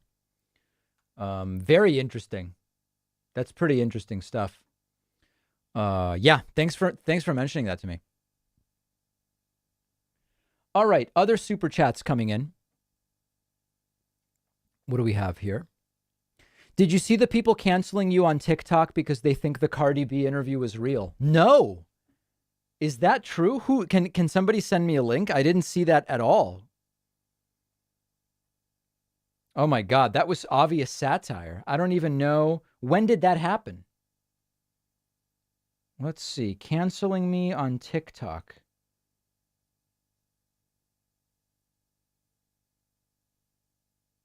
No, I'm not seeing anything like that. If somebody can email me that, I would appreciate that. It's going to be, TikTok is just a nightmare to navigate. Have I seen, okay, so Mark Milley, we just did. Watching the Greece reject Matt Gaetz getting offended by General Milley, openly support critical race theory on video is beautiful and priceless. Yes. The catch-22 with cancel culture is, what is the solution? To cancel it? I did a segment about how ending cancel culture would be extraordinarily authoritarian. To the extent that it's even real. Any updates on New York City election? We did a clip on that. It's going to be published soon. We're watching Euro 2020. Why aren't you? I haven't watched any Euro stuff. I've been watching Copa America, but that's the extent of my soccer watching recently. Okay, we are now standing by for Joe Biden, running 70 minutes late. I mean, it is pretty embarrassing how late they are running. And it's very, very odd. Why do we have a TikTok account? To reach the kids. David Pakman Show, TikTok. We have a pretty solid following actually on TikTok. 31,000 followers. We've not been on there very long. Let's see, a bunch of scheduled stuff. Where is the Cardi B clip? Cardi B calls in. To me, this was, how could people be, it only got 3,000 views. My ex-boyfriend that was beating my ass. I had to drop out of school. I was like, living with his mama, 2 pit bulls in a bedroom. How's I gonna leave if I only made $200 every week? Ain't no way. It's bleak. I'm not gonna lie. But listen, we still have memes, right? We at least have that. No. Was that an insensitive reaction to Cardi from me? I mean, she told me this horrible story, and then I just say, at least there's memetics. My ex-boyfriend. Okay, yeah. So I guess some people thought that was real. I don't know who could, but there's even a jump cut in it. Like, it's so obviously fake, but I guess I have to. I guess I don't know. I mean, I'm sorry, guys. I'm really sorry. A user whose Twitch username I'm not going to say just signed up and says, we need Deepak animated emotes. If people want to make animated emotes and then also tell me how to enact them or enable them, I'm glad to do it. But I don't know what is going on with animated emotes. Animated emotes can be disabled. I don't think I've enabled or disabled them. I just have no idea. I just have no idea about it. In all seriousness, though, now people are asking about the clip I mentioned. Someone, let me tell you, I got this email earlier. If anybody can help me find this clip, I would really appreciate it. One of our viewers wrote to me earlier and said, this was just 2 hours ago, David, I just turned on Newsmax for the first time ever for a laugh, and I was not disappointed. At about 2:30 p.m., they had this retired United States Air Force Lieutenant General on to talk about some Chinese spy.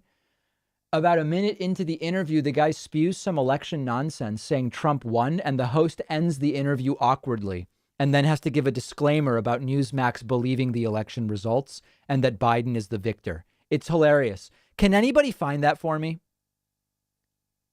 I would love to actually look at that, but I've not been able to find it. If you can find that and email it to me, I would really appreciate it. I think many in our audience would appreciate that as well.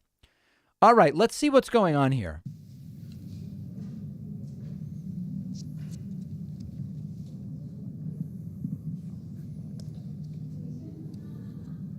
"75 minutes late now. Why? I don't know. We'll never know.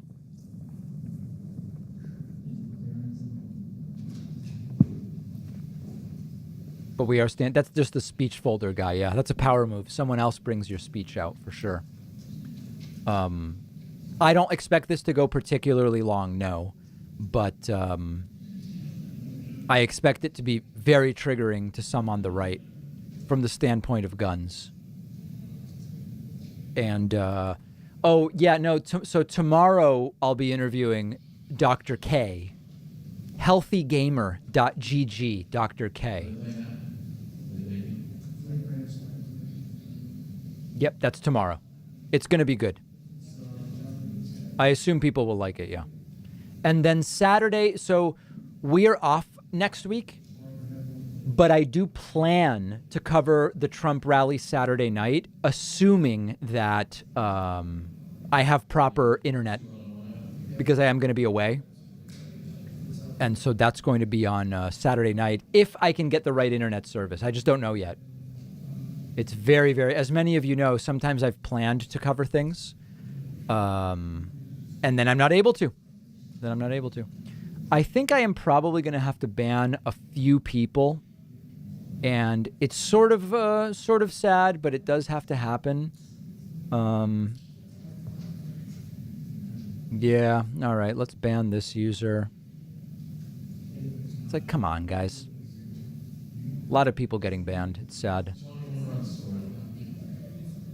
Yeah, the Healthy Gamer interview I think is going to be good. We're not going to talk about gaming, but I want to talk about just what Dr. K is seeing psychologically as we start to emerge from the pandemic. Are we seeing more agoraphobia? Are we seeing, I mean, just a lot of different things. I think it'll be super interesting. So that's going to be tomorrow, and that will not be on Twitch. That'll be recorded, and then it'll be put on the YouTube channel. It'll be on the podcast, the TV show, the radio show, etc., etc. I don't think he's putting it on his channel. Do I play Dota 2? I don't even know what that is. DOD, is it Defense of Dota? Man, I don't even know. Dota 2. I mean, I know it's a game, but I don't play it. It's a MOBA? I don't even know what that means. I think people are just messing with me.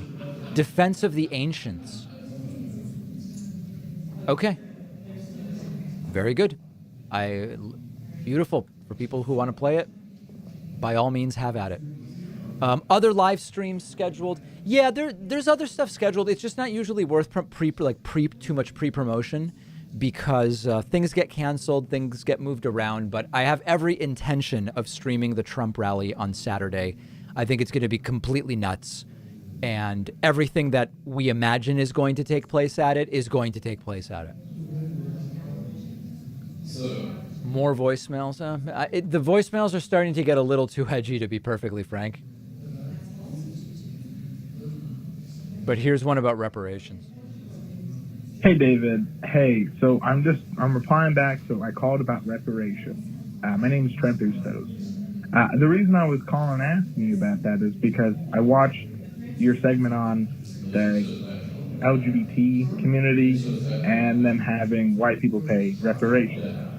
And you said it was racist to have them do that. My question really was to you. It's racist to have an event where only white people have to pay to get in.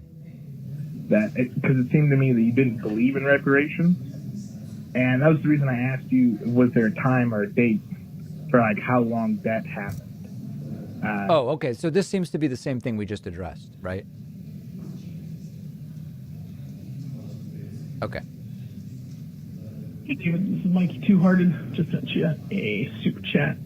Definitely user error. I've never sent a super chat before. Anyway, all I was going to say is thanks for the show and ask if you'd seen the show Let's Be Real. Their Tucker Carlson puppet is spot on, and it's quite funny. I feel like I'm so out of it. I don't know what people are talking about. Here's one about Argentina. Hi, David. My name is Kinsey. I am a history teacher in the Houston area, and I've really been reading up on the Argentinian influences with Nazism, particularly the German Nazis fleeing to Argentina. Yes. And I was wondering if you had any literature connected to that you would recommend for me, or if you know anything about the topic in general. Thank you so much. Bye. Yeah, so there's actually I can't cite specific history I've read on it, but there are many examples of. So you had a lot of Jews fleeing to Argentina before, during, and immediately after World War II, but you also had Nazis who were allowed in and welcomed in the aftermath, including even in the early 50s, like when my parents were born. Some of them came in surreptitiously, first going to Brazil and then being brought from Brazil to Argentina with new identities.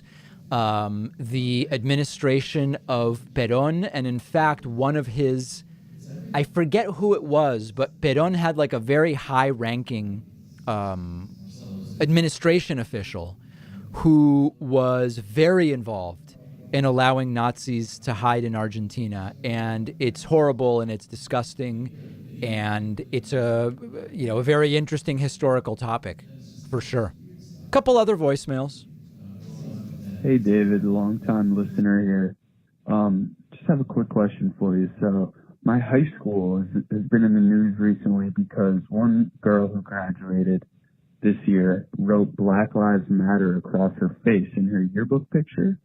And obviously, to me, it doesn't really affect me, so I don't care, but so many people in my town are completely outraged, calling on the school to make a statement and not allowing the yearbook to be published because she has, quote, a domestic terrorist organization written across her face. And I would just like to know, how would you go about explaining to the conservatives in my town that that Black Lives Matter is not a terrorist organization? Well, I would just ask them to define terrorism and then to define the acts of Black Lives Matter that are terroristic. It's just that simple. That's the best approach with some of these people. Hi, David.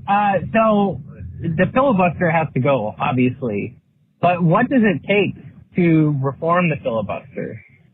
I mean, wouldn't they just filibuster a bill to get rid of the filibuster? Thanks. No. Democrats could change those rules. I believe it's because it's a rules change. So correct me if I'm wrong, but I believe that Democrats could do it with the 50 plus tiebreak control with Kamala Harris as VP.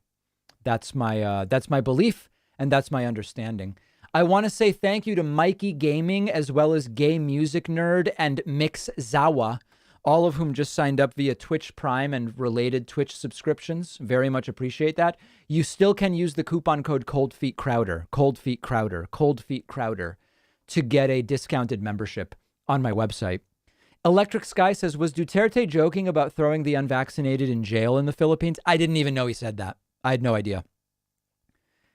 And Geshmake says, David, you mentioned Jews in Argentina. I'm curious when your family arrived in Argentina. Thank you, sir. Congratulations, sir. You just won the election. So I need more sir drops. If people can put together more sir drops, I would like that.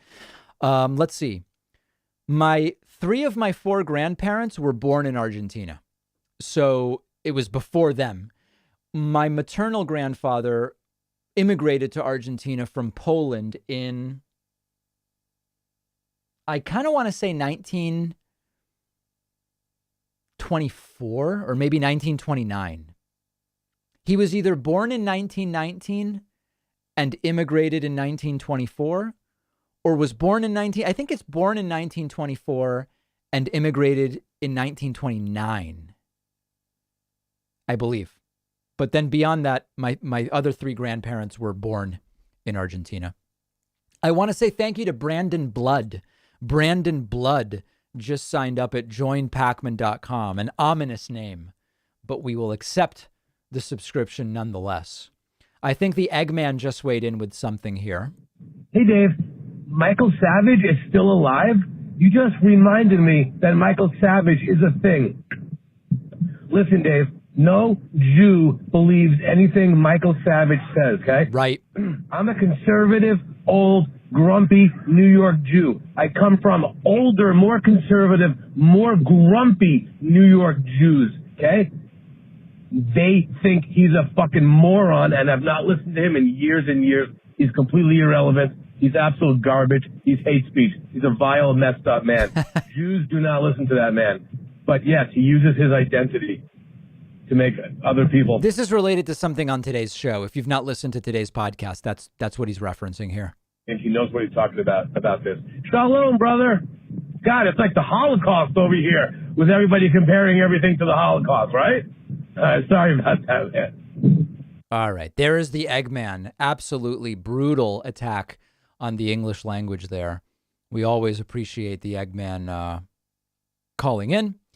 And then just a couple of others.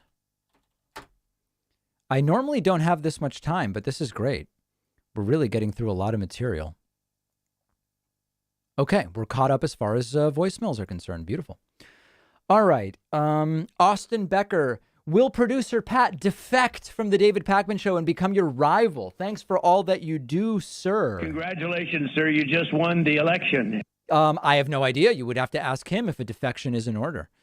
Could be a double agent of sorts. Could be a double agent of sorts. We don't know. All right. We are moments away from Joe Biden making what has been billed as some kind of major announcement about gun safety regulations and gun control, etc. I have no idea what he's about to announce. I'm as curious as you are. And, people want some kind of drop for when Biden enters. I don't know that I have anything for when Biden enters. China all the time. Nothing I have right now really makes sense. Dumps. Yeah, I don't know. Fraud. I'd need somebody to send me something. Oh, here he is. Stand back and stand by. That actually does make sense. Okay, let's listen now to Merrick Garland. Good afternoon, Mr. President. It's good to be here with you and with the local elected and community leaders and with representatives of law enforcement. Right. Protecting our communities from violent crime is a top priority for the Department of Justice and one of our most important responsibilities. I'm glad the President brought us together today to discuss a subject of such importance to the public we serve. As our participants in today's roundtable have noted, the increase in violent crime in 2020 and early 2021 is deeply troubling. That is why last month, the Justice Department launched a comprehensive violent crime reduction strategy. This strategy is built around 4 principles: setting strategic enforcement priorities, fostering trust with and earning legitimacy in our communities, investing in community-based prevention and intervention programs, and measuring the results of these efforts through a decrease in violent crime, not merely by arrests and convictions as if they were ends in themselves. Now, we know that the lion's share of violent crime reduction work is shouldered by our state, local, tribal, and territorial law enforcement partners. Core to our strategy is targeted support of the critical work that you will be doing in the weeks and months ahead. Every one of our U.S. Attorney's offices is working with its local partners to establish an immediate plan to address the spike in violent crime that typically occurs during the summer. And the law enforcement components of the department are making enhanced resources available to help prevent and disrupt violent crime and to focus on the most dangerous, most violent offenders. The department is also strengthening our Project Safe Neighborhoods, our cornerstone initiative that brings together law enforcement and community stakeholders to develop solutions to pressing violent crime problems. Community-led efforts are vital to preventing violence before it occurs. The Justice Department has available over $1 billion in funding through over a dozen grant programs that can be used to support evidence-based community violence intervention strategies. And I want to say that's what I found particularly useful in our discussion just a few minutes ago, was the fact that there are such evidence-based programs available, and I'm hoping that you will get together with us so that we can spread those across the country, as well as, of course, funding your own. A properly functioning criminal justice system is essential to our efforts as well. The department has grant funding available to help cities resume court operations and services that were curtailed during the COVID-19 pandemic. That includes funding for technology and equipment, for courts to address the backlog of cases and enhance access to justice. We know that an effective... Not a lot of gun grabbing going on, huh? ...also address the illegal trafficking of firearms and focus on keeping guns out of the wrong hands. And so the department is delivering on the promises we made here at the White House in April. On May 7th, we issued a proposed rule to help address the proliferation of ghost guns. On June 7th, we issued a proposed rule to clarify that pistols equipped with certain stabilizing braces are subject to the same statutory restrictions as easily concealable short-barreled rifles. And on the same day, the department published model extreme risk protection order legislation for states to consider as they craft their own laws to reduce gun violence. We are now taking further steps.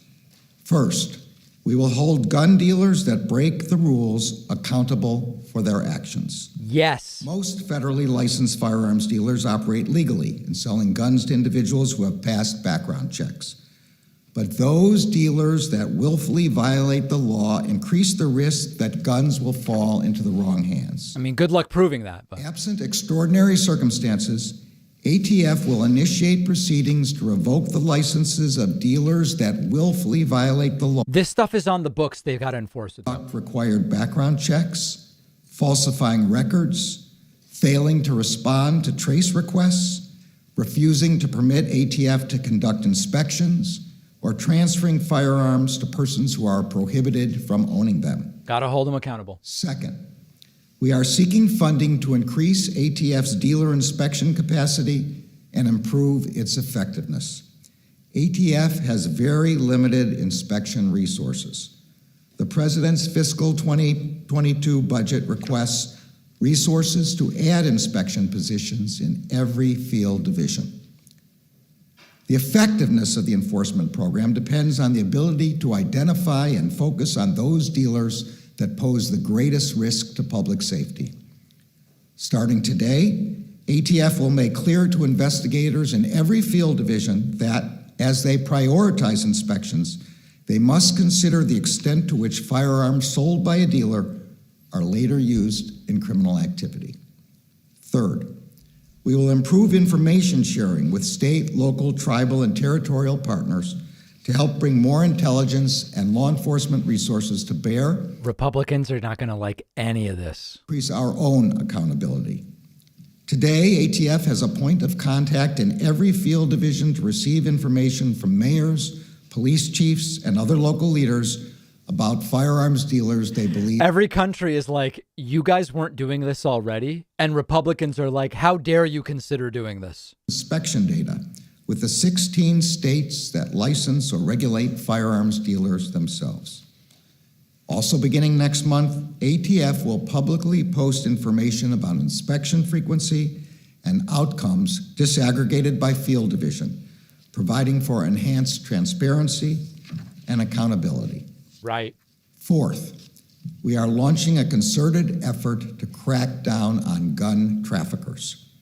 Yesterday, the department announced that it will establish 5 new cross-jurisdictional law enforcement strike forces within the next 30 days. Uh-oh. Oh, my God. The strike forces will focus on addressing significant firearms trafficking corridors that fuel violence in New York, Chicago, Los Angeles, the San Francisco Bay Area, and Washington. The real shocker is none of this stuff is being done already, right? How are these even announcements?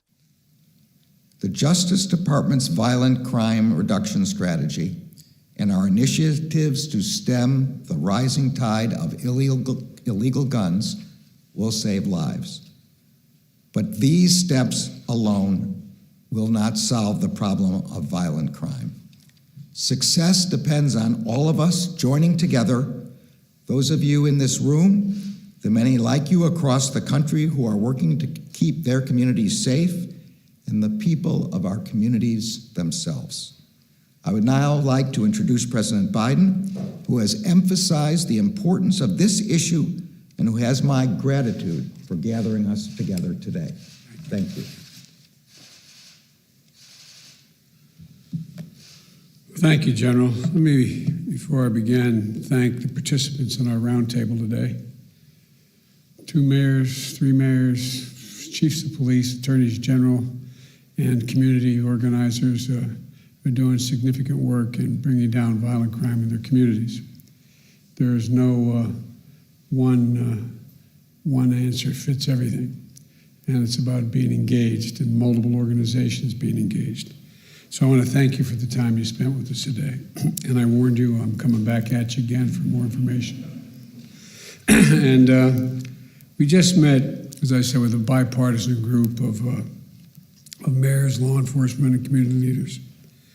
And we discussed a comprehensive strategy that I'm releasing today to combat the epidemic of gun violence and other violent crime that we've been seeing in our country for far too long, that has spiked since the start of the pandemic over a year ago. Crime historically rises during the summer, and as we emerge from this pandemic, with the country opening back up again, the traditional summer spike may even be more pronounced than it usually would be. For folks at home, here's what you need to know. I've been at this a long time, and there are things we know that work that reduce gun violence and violent crime, and things that we don't know about. But things we know about, background checks for purchasing a firearm are important. Ban on assault weapons and high-capacity magazines. No one needs to have a weapon that can fire over 30, 40, 50, even up to 100 rounds, unless you think the deer are wearing Kevlar vests or something. Community policing and programs that keep neighborhoods safe and keep folks out of trouble. These efforts work, they save lives. But over time, these policies were gutted and are woefully underfunded. In our conversation today, we talked about our strategy to supercharge what works while we continue to push the Congress to act on sensible gun violence legislation. First, we discussed cracking down, as you heard from the Attorney General, on rogue gun dealers. We know that if there is a strict enforcement of background checks, then fewer guns get into the hands of criminals. Biden seems more tired than I've maybe ever seen him. More than 3 million guns out of the hands of felons, convicted felons, fugitive, domestic abusers, and others prohibited from being able to purchase a gun. And there's still too many loopholes in that system. And today, enough rogue gun dealers feel like they can get away with selling guns to people who aren't legally allowed to own them. And I might add, the Second Amendment from the day it was passed limited the type of people who could own a gun and what type of weapon you could own. You couldn't buy a cannon. Those who say the blood of patriots, and all the stuff about how we're going to have to move against the government. Uh-oh. Well, the tree of liberty is not water with the blood of patriots. What's happened is that there never been, if you want to think you need to have weapons to take on the government, you need F-15s and maybe some nuclear weapons. The point is that there's always been the ability to rationally limit the type of weapon that can be owned and who can own it. The last time we had data on this issue of who was purchasing guns was more than 20 years ago. 5% of gun dealers, turns out, in the study we did, showed that 90% of illegal guns were found at the crime scenes sold by 5% of gun dealers. 5%. sold 90% of the guns found at crime scenes. And these merchants of death are breaking the law for profit. They're selling guns that are killing innocent people. It's wrong, it's unacceptable. As the Attorney General said, we're going to crack down on those gun dealers and the violent criminals they knowingly arm. In April, I announced that the Justice Department is going to be issuing an annual report on gun trafficking so we can update that data. Today, the department is announcing, as they just did, a major crackdown on stem the flow of guns used to commit violent crimes. It's zero tolerance for gun dealers who willfully violate key existing laws and regulations. Let me repeat, zero tolerance.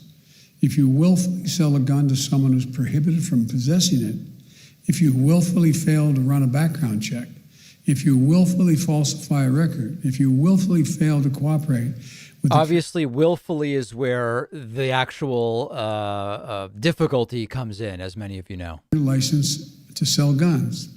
We'll make sure you can't sell death and mayhem on our streets. It's an outrage. It has to end, and we'll end it, period. Second, we discussed disrupting illegal gun trafficking. Now, the gun lobby wants you to believe that cities that are had the toughest gun laws still have the highest rates of gun violence, as was pointed out by the group we had today in our roundtable. The violence is, so they argue, why do you need those gun laws if they don't work in cities that have tough laws? Don't believe it. Here's the truth. Today's conversation with Mayor Scott of Baltimore, for example, echoed what we know to be the case and hear from mayors all across the country. Mayors have the power to help shape and enforce the laws in their cities, but they can't control the laws in neighboring cities and states, even though the gun legally bought there often ends up in their streets.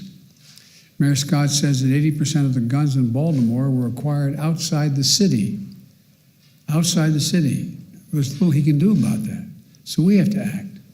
As part of our strategy, the Justice Department is creating 5 new strike forces to crack down on illegal gun trafficking in the corridors supplying weapons to cities like New York, Chicago, Los Angeles, Washington, D.C., and the Bay Area.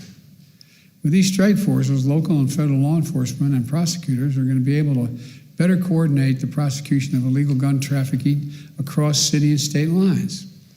So, illegal guns sold from the back door of a gun shop in Virginia don't end up in a murder scene in Baltimore.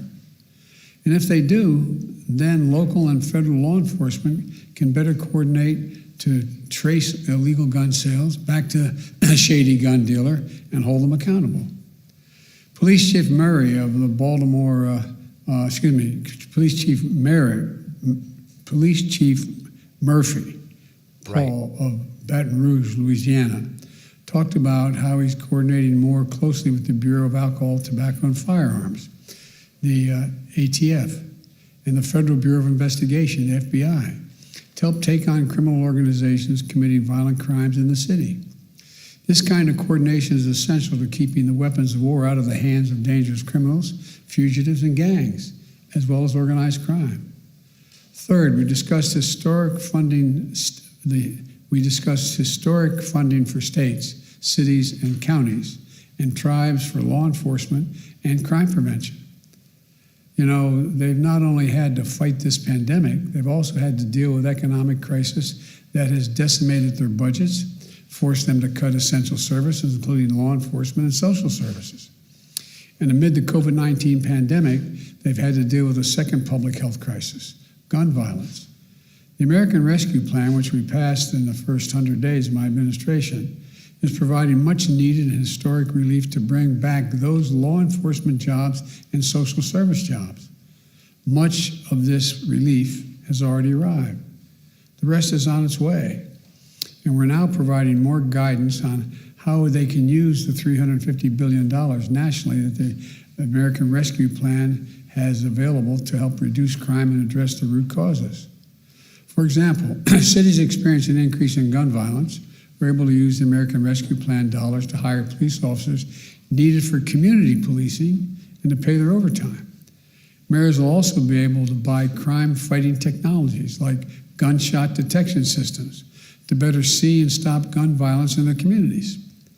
They can use the funding to scale We actually did a ride along with Springfield, Massachusetts police a long time ago, and they already had that. And some of the calls were just going to check on those automatic gunshot detection systems. There were a lot of false positives at the time. The old saying my mom used to use. She Probably said, better now. An idle mind is a devil's workshop. Well, school's out for the summer. Teenagers are in tough neighborhoods. Who are in tough neighborhoods? No jobs, more trouble. We know summer jobs, training, and recreation for young people work. They help make sure young people pick up a paycheck instead of a pistol. One study found in Boston Summer Jobs Program for Youth Reduction reduced violence crimes by 35% in Boston. Another study found that a program that offers high school students in Chicago a good summer job and an adult mentor and behavioral therapy led to a 45% drop in violence. We can invest in more of these programs with the American Rescue Plan. And here's another thing states, cities, counties, and tribes can do with that funding. When someone finishes their time in prison, we can't just continue to give them $25 and a bus ticket. They end up right back where they started and got them in trouble in the first place.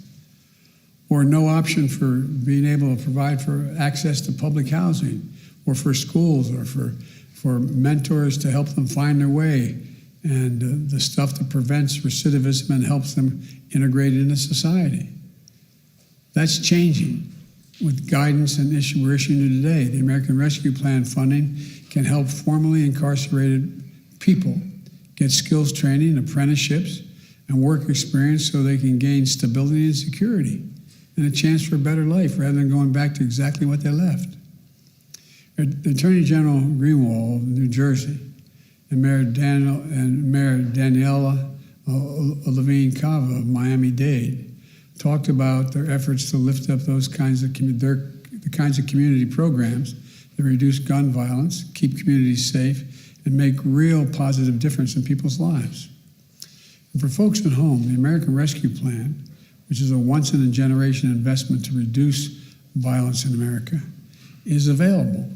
I'm proud of it. It means more police officers, more nurses, more counselors, more social workers, more community violence interrupters to help resolve issues before they escalate into crimes. It means we go after the people who flood our streets with guns and the bad actors who decide to use them to further terrorize the communities. It means saving lives. And Congress should in no way take away this funding. It's already been appropriated. In fact, a few weeks ago, the bipartisan United States Conference of Mayors, the National League of Cities, National Association of Counties, they all came out forcefully against efforts to reclaim American Rescue Plan funds that have already been allocated to the states, cities, and counties and tribes. This is not a time to turn our backs on law enforcement or our communities. Fourth, we discussed the need to support community violence intervention. These are local programs that utilize trusted messengers, community members and leaders to work directly with people who are most likely to commit gun crimes or become victims of gun crimes. We know who they are. They intervene before it's too late, these interrupters.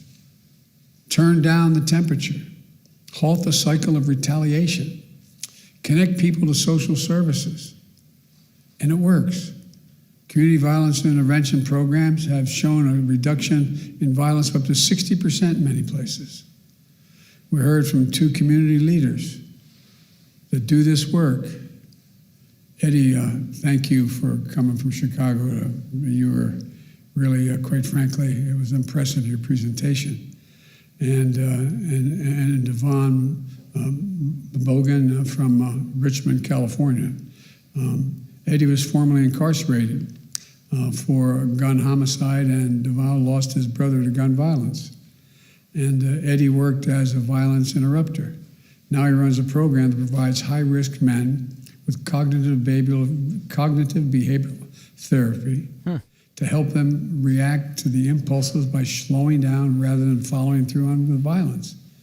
It puts them in paid jobs to change their trajectory. The program has reduced shootings by 40%. Devon runs a program across California and 6 other states that that enroll high-risk individuals in peace fellowships, complete with intensive mentoring and social services. It's saving lives. In Sacramento, for example, 91% of the participants stayed away from gun violence. States and cities should invest in American Rescue Plan funds in those kinds of anti-violent crime programs. And today I'm announcing that the White House will be working with 15 jurisdictions that are doing exactly that, from Baltimore to Baton Rouge to Memphis to Minneapolis, to build up their community violence intervention programs starting this summer. And Mayor Steve Allender of Rapid City, South Dakota, a Republican and a former chief of police himself, joined us today and will be part of the effort to help disrupt cycles of crime and violence in his community and nearby tribal communities. We need more mayors to follow, and I'm going to be keep pushing for more of these proven programs, which are part of the American Jobs Plan in my budget. Fifth, and I'll close with this, we talked about the lives we lost, have already been lost, and the lives that we can save. We talked about how much pain and loss so many people have experienced, and so many people have now accepted as their fate here in America. We have an opportunity to come together now as Democrats and Republicans, as fellow Americans, to fulfill the first responsibility of government and our democracy, to keep each other safe. Enough. That means Congress passing sensible gun prevention, violence prevention initiatives makes sense. Background checks, ban on assault weapons, repeal of liability shield for gun manufacturers. It means the Senate reauthorizing the Violence Against Women Act, my proudest legislative accomplishment, to close the so-called boyfriend loophole. Right.